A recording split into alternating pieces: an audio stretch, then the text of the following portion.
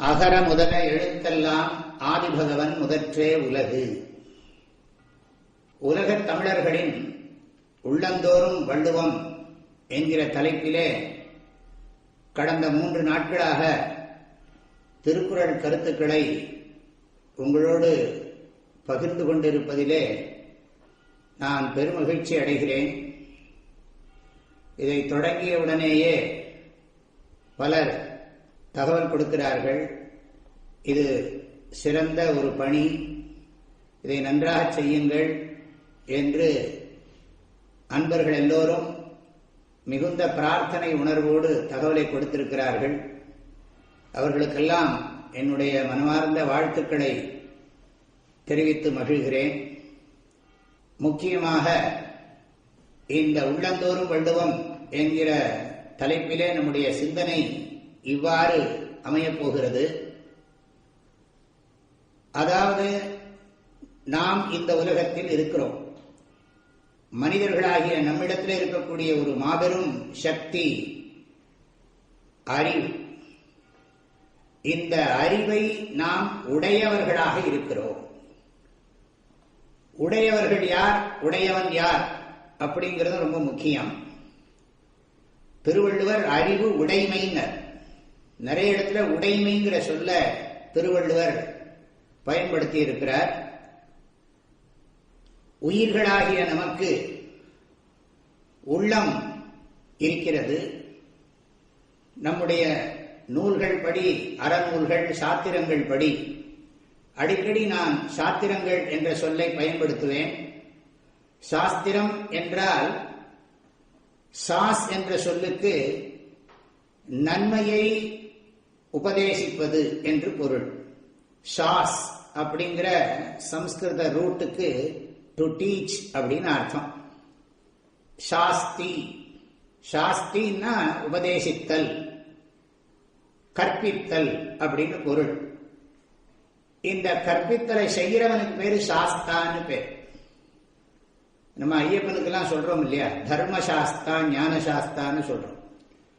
ஆகவே சாஸ்தாங்கிற சொல்லுக்கு ஆசிரியர்னு அர்த்தம், கற்பிப்பவர்னு அர்த்தம்.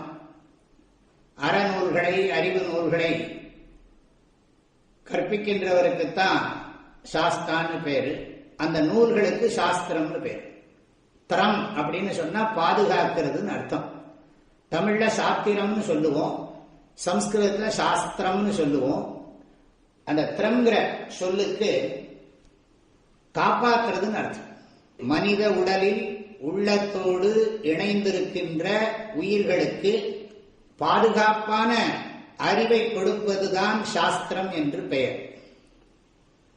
சாஸ்திரம் அப்படின்னு சொன்னா ஹிதமான விஷயத்தை, நமக்கு நன்மையை தருகின்ற நல்ல கருத்துக்களை நமக்கு கற்பித்து உபதேசித்து நாம் துன்பம் வராமல், தவறுகள் செய்யாமல் நம்மை பாதுகாத்துக் கொள்வதற்கு, இன்பமாக வாழ்வதற்கு அருள் புரிகின்ற அருள் நூல்களுக்குத்தான் சாஸ்திரம் என்று பெயர். அறிவு நூல்களுக்குத்தான் சாஸ்திரம் என்று பெயர்.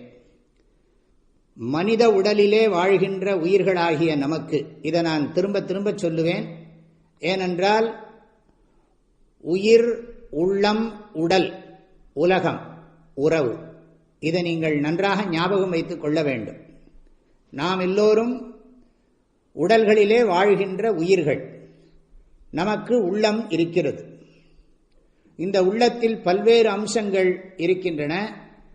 இதை சூக்ஷ்ம சரீரம், நுண்ணுடல், சட்டில் பாடி என்றெல்லாம் சொல்லுவார்கள். ஆகவே உயிர் என்பது ஆங்கிலத்திலே சோல் என்றும், சம்ஸ்கிருதத்திலே ஜீவாத்மா என்றும் சொல்லப்படுகிறது. உள்ளம் என்பது சூக்ஷ்ம சரீரம் என்று சொல்லப்படுகிறது. சூக்ஷ்ம சரீரத்தில் வெறும் மனது மட்டும் அல்ல, இந்திரியங்கள், அதாவது அறிவு கருவிகள், செயற்கருவிகள், மூச்சு விடுகின்ற சக்தி, இவைகளெல்லாம் அதிலே அடங்கி இருக்கின்றன. அது நுண்ணுடல், சட்டில் பாடி, சூக்ஷ்ம சரீரம் என்று சொல்லப்படுகிறது. நாம் இந்த மனித உடல் இருக்கிறதே, இது பரு உடல், இது கிராஸ் பாடி என்று சொல்லுவார்கள், ஸ்தூல சரீரம் என்று சொல்லுவார்கள். ஆகவே உயிர்களாகிய நாம் உள்ளத்தோடு உடலிலே உலகத்தோடு உறவு கொண்டு வாழ்கிறோம்.